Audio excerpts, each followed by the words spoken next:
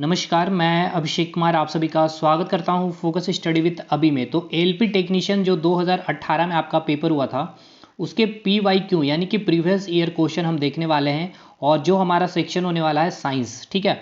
तो देखिए, सबसे पहले तो आपके जो डाउट हैं, जो आप लोग कमेंट कर रहे हैं, एक चीज़ याद रखिए, सीबीटी 1 में आपके 20 क्वेश्चन पूछे जाएंगे साइंस से, ठीक है। टोटल 75 में साइंस क्वेश्चन, साइंस के जो वेटेज रहेंगे 20 क्वेश्चन। तो देखिए, जब तक आप अगर प्री क्वालिफाई नहीं करते हो, सीबीटी 1 अगर आपका पेपर क्लियर नहीं होगा ना, तो आप इस सीबीटी 2 के पास पहुंचेंगे नहीं, आपको देने नहीं मिलेगा। तो जो बेसिक साइंस और इंजीनियरिंग ड्राइंग लेकर के आप जो परेशान हो रहे हैं, तो बिल्कुल परेशान मत होइए। पहले आपको प्री का सेक्शन क्लियर करना है, ठीक। अब हमें इसमें और इसमें क्या डिफरेंसेस है, उसकी मैंने वीडियो बना रखी है, आपको डिस्क्रिप्शन बॉक्स में लिंक मिल जाएगा, आप उसे देख लें एक बार जा करके। और आज की जो क्लास है, मैं आपको ये दिखाना चाहता हूँ कि फिजिक्स, केमिस्ट्री और बायोलॉजी के टोटल 20 सवाल तो आते हैं, और मैंने 10 सवाल आज आपको सॉल्व करवाया है। देखिए, इसमें आपको कुछ चीज़ें समझ में आएगी। पहली चीज़ तो ये है कि कुछ क्वेश्चन ऐसे हैं जो आपको याद होने चाहिए, मतलब कि रटे रटाए हुए क्वेश्चन होते हैं। कुछ क्वेश्चन ऐसे होते हैं जो आपका पूरा कंसेप्ट चेक करता है कि आपकी कंसेप्ट क्लैरिटी कितनी है। और आपका जो सवाल न्यूमेरिकल का एक जो बनता है, वो न्यूमेरिकल में मैं दिखाऊंगा कि किस तरह से आपके न्यूमेरिकल के सवाल बनते हैं, और कितना डिटेल और कितना टफ और कितना ईजी पूछा जाता है, ठीक। तो चलिए, आप इस टेलीग्राम ग्रुप को ज़रूर से ज़रूर ज्वाइन करना है आपको, क्योंकि इसकी पीडीएफ वहीं पर आपको सेंड कर दी जाएगी, ठीक है। और सबसे इंपॉर्टेंट चीज़ कि आपको जो वीडियो का नोटिफिकेशन अगर नहीं मिल रहा, तो सबसे पहले आपको नोटिफिकेशन बेल आइकन को क्या करना है, ऑन करना है। और जो सेक्शन आता है ऑल, आपको उस पर क्लिक करके आप उसको क्या करें, एक बार ऑन कर ले, ठीक है। क्योंकि आप में से कई लोग जो है कि वीडियो उनके तक नहीं पहुंच पा रही है, जो भी है यूट्यूब की टेक्निकल ग्लिच है वो सारी चीज़ें। तो चलिए, और बहुत जल्द मैं आपको शेड्यूल भी अनाउंस करूंगा कि जो बेसिक साइंस की क्लास चलने वाली है एएलपी टेक्नीशियन की, कब और कैसे सारी चीज़ें आपको बताई जाएगी। तो बिल्कुल परेशान मत होइएगा अभी आप लोग, ठीक है। तो चलिए, मैं आपको पहला, अच्छा, ये जो है मैं जो रिकॉर्ड कर रहा हूँ वीडियो मोबाइल पे कर रहा हूँ, तो इसलिए मैंने इसका सॉल्यूशन इसी में लिख दिया है। हालांकि मैं थोड़ा सा लैपटॉप अभी हैंग कर रहा था, तो उसको मैं अपडेट कर लूँगा, तो फिर मैं सारी चीज़ें लैपटॉप में बिल्कुल आपका एकदम सिस्टमेटिक वे में क्लास चलने वाला, ठीक। तो चलिए देखिए, पहला सवाल आपका 17/8/2018 को पूछा गया था। और हम इस सवाल की अगर बात कर ले, तो देखिए, इस सवाल की खूबसूरती को समझिए। देखिए, एक तो ये सवाल आपको क्या होना चाहिए, याद होना चाहिए। याद होना इन द सेंस कि सीधे सिंपल सी सवाल है, आपका पूछा गया है कि भार का एसआई यूनिट क्या होता है, यानी कि एसआई यूनिट ऑफ वेट, तो सभी को पता है न्यूटन। अब लेकिन देखिए, जो नहीं आता है, जिनको नहीं आता या फिर कैसे निकाला जाता है, तो देखिए सिंपल सी बात है, वेट की फॉर्मूला क्या होती है, mg, ठीक है। मास की यूनिट क्या हो गया, एसआई यूनिट kg, और g यानी कि एक्सेलरेशन ड्यू टू ग्रेविटी क्या होती है, मीटर पर सेकेंड स्क्वायर। तो हमें एक चीज पता है, फोर्स इक्वल्स टू क्या होता है, मास इनटू एक्सेलरेशन, ठीक है। तो मास की यूनिट क्या होती है, केजी, और एक्सेलरेशन की यूनिट क्या होती है, मीटर पर सेकंड स्क्वायर, ठीक है। तो देखिए, यहाँ पर अगर आप थोड़ा सा मैच करेंगे, यहाँ पर क्या है, KG metre per second square, और यहाँ पर भी आप देखेंगे मास की केजी हो गया, और एक्सेलरेशन क्या हो गया, मीटर पर सेकंड स्क्वायर। तो ये भी आप देखेंगे क्या है, दोनों सेम है, ठीक है। KG metre per second square, और यहाँ भी KG metre per second square. अब आपको पता है फोर्स की जो एसआई यूनिट होती है वो क्या होती है, न्यूटन होती है। तो newton equals to kg metre per second square. तो क्या kg metre per second square को आप न्यूटन नहीं लिख सकते हैं, तो बिल्कुल लिख सकते हैं। तो इसका सही आंसर क्या हो जाएगा, न्यूटन हो जाएगा, ठीक। देखिए, ये हम चलेंगे एसआई यूनिट में, डिटेल वीडियो ये चलेगी, कैसे निकालना है सब चीज़ आपको बताया जाएगा। लेकिन यहाँ मैं आपको समझाना चाह रहा हूँ कि पेपर का पैटर्न कैसा होता है, और चीज़ें आपको कुछ कुछ चीज़ें होती है कि आपको याद होनी ही चाहिए। अब जैसे कि एसआई यूनिट ऑफ मोमेंटम, ठीक है। अब आपको इसका ऐसा यूनिट आप तब तक नहीं निकाल सकते हैं जब तक कि आपको फॉर्मूला ना पता हो मोमेंटम की। तो देखिए, P इक्वल्स टू होता है mv, और मास की ऐसा यूनिट क्या होती है, kg, और वेलोसिटी की क्या हो जाएगी, मीटर पर सेकेंड, ठीक है। तो आप यहाँ पर देख सकते हो P इक्वल्स टू mv, मास की यूनिट हो गई kg, और वेलोसिटी की मीटर पर सेकेंड। तो हम इसे सेकेंड को ऊपर के लेके चले जाएंगे, तो kg मीटर पर सेकेंड इसका आंसर हो जाएगा, यानी कि ऑप्शन नंबर बी, ठीक है। थर्ड क्वेश्चन बहुत अच्छा क्वेश्चन, और ये देखिए, ये ऐसा क्वेश्चन है जो आपके ग्रुप डी में पूछे गए हैं, ठीक है। आपका एनटीपीसी में भी पूछा गया था, सेम क्वेश्चन आपके जेई में पूछा गया है। तो मतलब देखिए, इसकी फ्रीक्वेंसी देखिए, इस क्वेश्चन की 4 एग्जामिनेशन, जेई हो गया, ग्रुप डी हो गया, एनटीपीसी हो गया, आपका एलपी हो गया। चलिए देखिए, देखते हैं क्या है कि देखिए, अच्छा, इस चीज़ में मैं आपको इस क्वेश्चन में आपको ये भी सिखाऊंगा कि किस तरह से आप किसी की भी वैल्यू निकाल सकते हो ऐसा यूनिट के फॉर्म में। देखिए, आपको निकालना है 1 किलोवाट आवर इक्वल्स टू कितना, जूल। देखिए, ऑप्शन में क्या है, जूल। तो सबसे पहले आप क्या करेंगे, आप लिखेंगे 1 किलोवाट, ठीक है, 1 kilowatt hour equals to X joule, ठीक है, एक्स जूल। तो देखिए, यहाँ मैंने लिखा है 1 kilowatt hour equals to X joule, क्योंकि आपसे यही पूछा है कि 1 किलोवाट आवर इक्वल्स टू कितना। क्वेश्चन मार्क कितना जूल है, ठीक। तो चलिए देखिए, हमें एक चीज़ ये पता है, जूल देखिए पी इक्वल टू क्या होता है, वर्क डन अपन टाइम होता है, ठीक है सर। हमें पता है वर्क को क्या लिखा जाता है, जूल लिखा जाता है ऐसा यूनिट में। टाइम की यूनिट क्या होती है, सेकंड, और पावर की यूनिट क्या होती है, तो वाट होती है। इतना आपको पता है। देखिए मैंने पहले ही कहा था कि आपको पता चलेगा कि क्वेश्चन कैसे कुछ ऐसे होंगे कि जब तक आपको चीज़ें याद नहीं हो, अब एसआई यूनिट आपको याद नहीं है तो नहीं बनेगा ये सारा क्वेश्चन। तो देखिए ये हो गया आपका एसआई यूनिट यहाँ पर। तो आप मुझे एक चीज़ ये बताइए, क्या आप जूल को वाट सेकंड लिख सकते हैं? सेकंड को हम इधर मल्टीप्लाई कर देंगे तो देखिए जूल इक्वल्स टू क्या हो जाएगा, वाट सेकंड। क्लियर। अब आते हैं, मतलब क्या है कि जूल इक्वल्स टू क्या होता है, वाट सेकंड होता है, ये हमें पता चल गया, ठीक। तो 1 किलोवाट आवर, ठीक है। तो क्या हम किलोवाट आवर को वाट सेकंड में लिख सकते हैं? तो हमें पता है कि हम बिल्कुल लिख सकते हैं। क्यों, कैसे लिख सकते हैं? क्योंकि हमें पता है कि 1 किलोवाट इक्वल्स टू होता है 1000 वाट, और एक आवर में कितना सेकंड होता है, तो 3600 सेकंड होता है, ठीक है। कितना सेकंड होता है, 3600 सेकंड होता है। तो देखिए मैंने वही लिखा है कि 1 किलोवाट इक्वल्स टू 1000 वाट हो गया, और आवर, एक आवर में कितना सेकंड, 3600 सेकंड, यानी कि मैंने यहाँ लिखा है 1000, ठीक है, वाट इंटू 3600 सेकेंड, ठीक। तो देखिए 1000 और 3600 एज इट इज़ मैंने यहाँ लिखा। अब आप सोच रहे होंगे ये वाट और ये सेकंड कहाँ गया। देखिए ये वाट और सेकंड को क्या आप जूल नहीं लिख सकते हैं? तो बिल्कुल लिख सकते हैं। तो मैंने यहाँ पे वही लिखा है जूल, और इक्वल्स टू क्या है, एक्स जूल। तो ये जूल और ये जूल कट गई, तो एक्स की वैल्यू क्या निकलता है आपका, 3.6 10⁶। तो आप यहाँ एक्स की वैल्यू पुट करेंगे, यानी कि 3.6 इंटू 10⁶, और इधर आपका क्या है, जूल। तो कितना एक्स, 3.6 10⁶ जूल। ये वैल्यू आपको याद होनी चाहिए, ठीक है। तो इसकी ऑप्शन हो जाएगी option number D. Next fourth question, अब यहाँ पे न्यूमेरिकल आपका पूछा गया था। देखिए क्वेश्चन क्या है कि आप फोर्स ऑफ 20 न्यूटन को, आपको 20 न्यूटन का फोर्स लगाया गया है, जिसने ऑब्जेक्ट को 2 मीटर तक, ठीक है। क्वेश्चन में जो है यहाँ पर मेंशन किया गया है कि 2 मीटर तक क्या है वो आपका ऑब्जेक्ट डिस्प्लेस हुआ है, मतलब उसकी विस्थापन हुई है। तो और उसमें कितना वर्क किया गया है, तो 20 जूल का वर्क किया गया। तो आपसे पूछा गया है कि एंगल आपको फाइंड करना है फोर्स एंड डिस्प्लेसमेंट के बीच में क्या होगा। तो ये देखिए वर्क एनर्जी पावर का यहाँ से न्यूमेरिकल पूछा गया था, और पिछले साल का ये ट्रेंड रहा है, वर्क एनर्जी पावर से काफ़ी क्वेश्चन पूछे गए थे, ठीक। तो देखिए हम यहाँ समझते हैं कि आपको पहले डाटा लिख लेना है। हालांकि देखिए ये डाटा लिखना वखना नहीं जाता, ये सब लोग बोलते हैं ये एक स्ट्रैटेजी होती है, एक पैटर्न होता है न्यूमेरिकल बनाने की, लेकिन हमारे एग्जामिनेशन में इतना टाइम होता नहीं है। तो अब आप सोचेंगे तो भाई ये पैटर्न भी है और हमारे पास टाइम भी नहीं, तो कैसे इसको रिड्यूस किया जाएगा। तो ये आपका केवल और केवल प्रैक्टिस से ही चीज़ें होगी। अब कैसे होगी, तो देखिए अगर हम एग्जामिनेशन हॉल में बैठ रहे हैं तो हमें क्या करना है, the angle between the force and displacement. तो मुझे पता है फोर्स एंड डिस्प्लेसमेंट का जो एंगल निकलेगा वो निकलेगा कैसे, work done equals to force into displacement into cos theta होता है। फॉर्मूला ये होता है, एफ एस कॉस थीटा होता है, ठीक है। W equals to F S cos theta होता है। तो डायरेक्ट ये चीज़ें मुझे पता है, तो यहाँ से मैं डायरेक्ट लिखूंगा फोर्स की वैल्यू, डिस्प्लेसमेंट की वैल्यू, वर्क की वैल्यू और थीटा यहाँ से निकाल लूंगा। ये डाटा आपको एग्जामिनेशन हॉल में नहीं लिखनी है, मैं बार बार बोल रहा हूँ। ये जमाना चला गया भाई, इतने आप लोग इतने सिंसियर हो गए हैं कि ये जमाना अब चला गया आपका, यहाँ तक चीज़ें आपको लिखनी नहीं है, डायरेक्ट मुझे ये लिखना है एग्जामिनेशन हॉल में।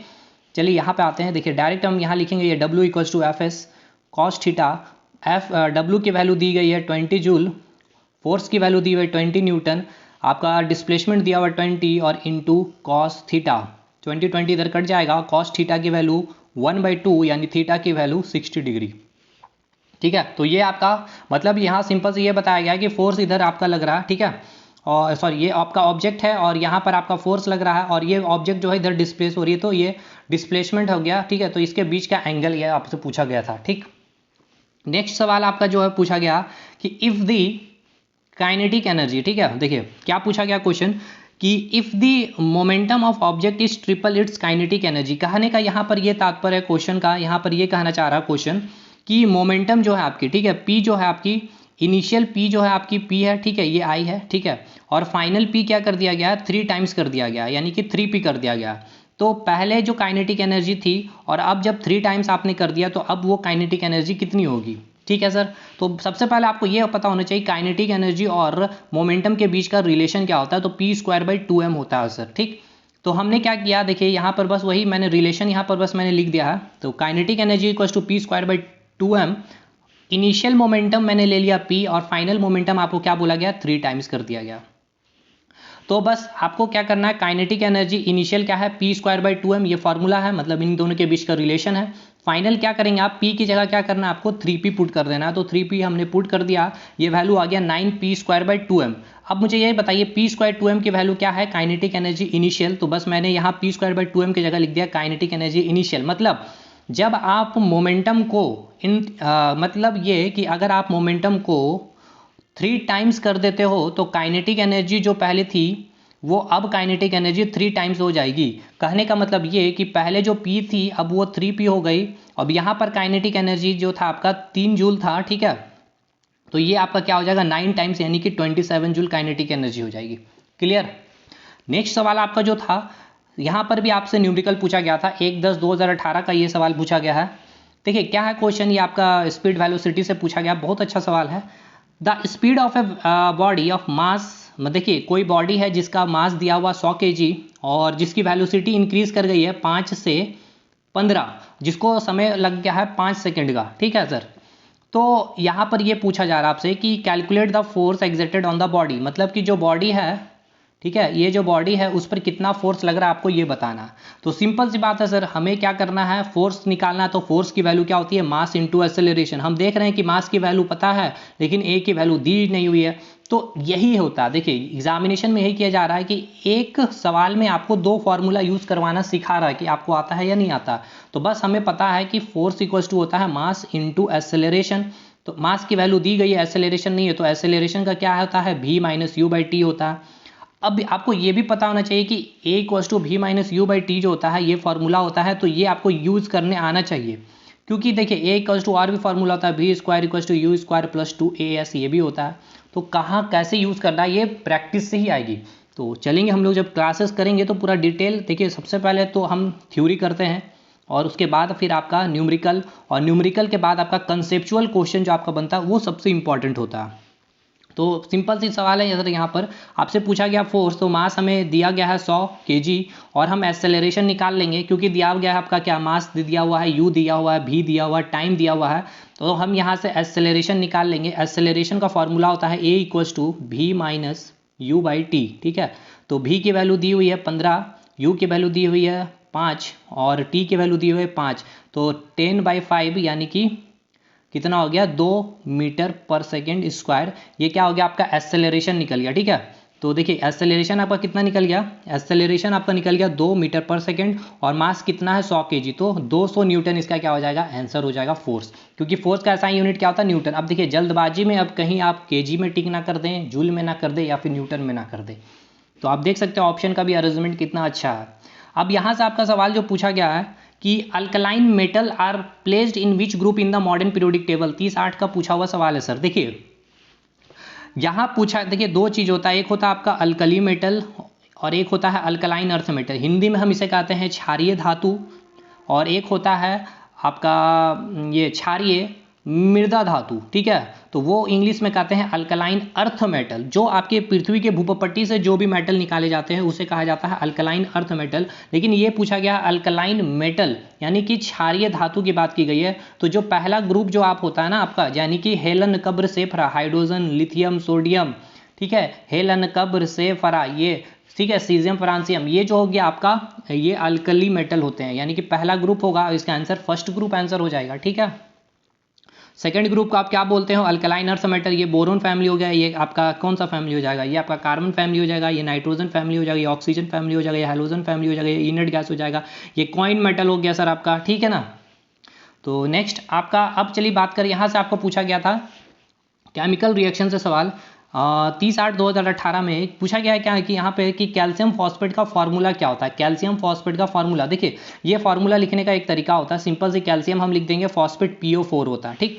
मैं सिखाऊंगा कि ये फार्मूला लिखे कैसे जाते हैं। सबसे पहले यहाँ पे करना क्या होता है कि आपको कैल्शियम की वैलेंसी लिखनी पड़ती है और फॉस्फेट की वैलेंसी लिखनी पड़ती है। अब हमें ये नहीं पता कि वैलेंसी निकलता कैसे है, क्योंकि ये सिंगल आप तो एलिमेंट्स का निकाल लोगे, कैल्शियम का 2, मैग्नीशियम का 2, सोडियम का 1, फ्लोरीन का 1, ये तो बोल दोगे, लेकिन PO4 कैसे निकलेगा। तो सिंपल सा अभी हम आपको तुरंत जल्दी में बताऊंगा, लेकिन जब हम क्लासेस लेंगे तो डिटेल समझेंगे। देखिए P का क्या होता है, ग्रुप आपको लिखना होता है, पहला जो एलिमेंट होता है उसका ग्रुप लिखते हैं 5वां, और ऑक्सीजन का क्या होता है, ऑक्सीडेशन नंबर -2 होता है, ठीक है। और कितना ऑक्सीजन है 4, तो 5 - 8 यानी कि -3, इसकी वैलेंसी क्या हो जाएगी 3, ठीक है।